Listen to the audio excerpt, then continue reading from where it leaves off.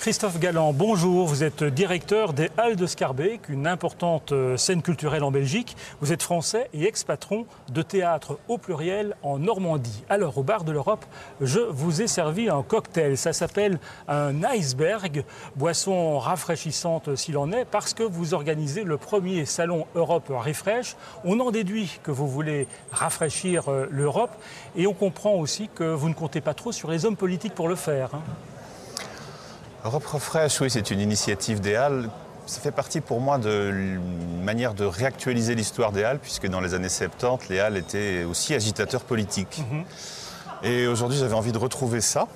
Évidemment, on ne va pas refaire l'écologie des années 70 ni les mouvements féministes, mais travailler avec ce qui agite la société. Et vous appelez à une révolution citoyenne. Absolument, parce que ce qui agite la société aujourd'hui, c'est justement les initiatives qui foisonnent autour des réseaux sociaux, qui sont plutôt des initiatives de la base, et c'est là-dessus qu'on va travailler. Mais dans votre communiqué de presse, vous n'êtes pas tendre. Vous dites que tout va mal, vous parlez d'étouffement de la démocratie, vous dites que les responsables politiques sont de moins en moins responsables et que le citoyen doit prendre les choses en main.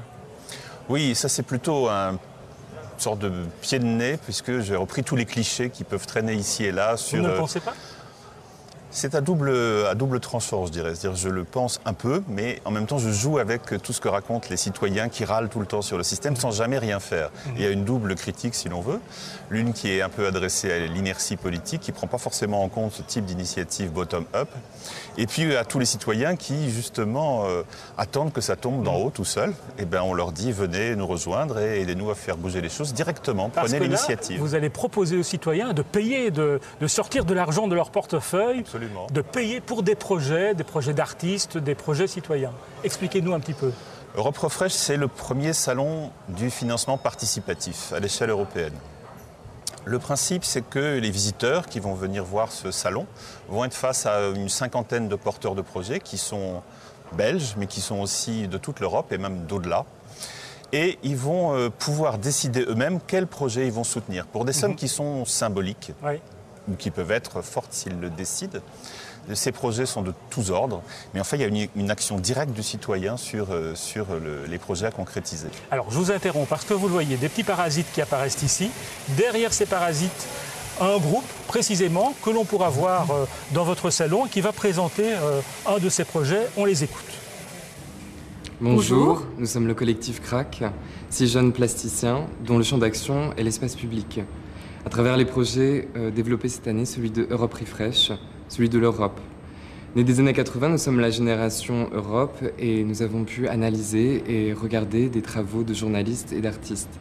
Nous aimerions à notre tour développer et communiquer ces informations, mettre en relief la situation de l'Europe. Nous nous sommes rendus compte que l'espace communicationnel est sursaturé. C'est pourquoi nous aimerions mettre en relief la situation, redonner à l'information sa singularité en la rematérialisant. Notre proposition, c'est un système de clés USB dissimulé dans l'espace public où chaque citoyen, s'il en a envie, un minimum la curiosité, pourrait avoir accès à l'information et même à son tour la posséder. N'hésitez donc pas à nous soutenir sur KissKissBankBank, qui est une banque alternative et aussi le reflet de l'état actuel du financement de la création en Europe. Christophe, l'Europe, simple rafraîchissement ou grand changement ? Réponse ? Réponse, ça sera ce que vous en ferez. Ce qu'on peut dire, nous, c'est que le concept d'Europe Refresh, on va le tourner à l'européen dès l'année prochaine. Ce sera à Paris, ce sera peut-être à Rome, et petit à petit, on va étendre ça à d'autres capitales, exactement, de manière à ce que toutes ces énergies qui sont plutôt locales puissent se fédérer au niveau européen. Alors, pour reprendre ce petit projet du collectif CRAC, donc il propose de mettre des clés USB un peu partout, ici au Parlement européen où nous sommes. C'est un projet qui coûte 3 fois rien, 323 €. C'est un projet qui est à 323,13 €. Évidemment, c'est une manière de jeu. On a sur le salon des projets qui vont de 323,13 €, donc lui c'est vraiment le plus petit, jusqu'à 325 000 €. Et alors les citoyens sont invités à donner ou à prêter ? C'est un don. Nous, on a choisi un modèle de financement participatif qui n'est pas spéculatif. Vous ne faites pas un investissement dont vous attendez une rentabilité à plus ou moins long terme. Vous faites vraiment un geste de soutien à un projet dans lequel vous croyez. Voilà.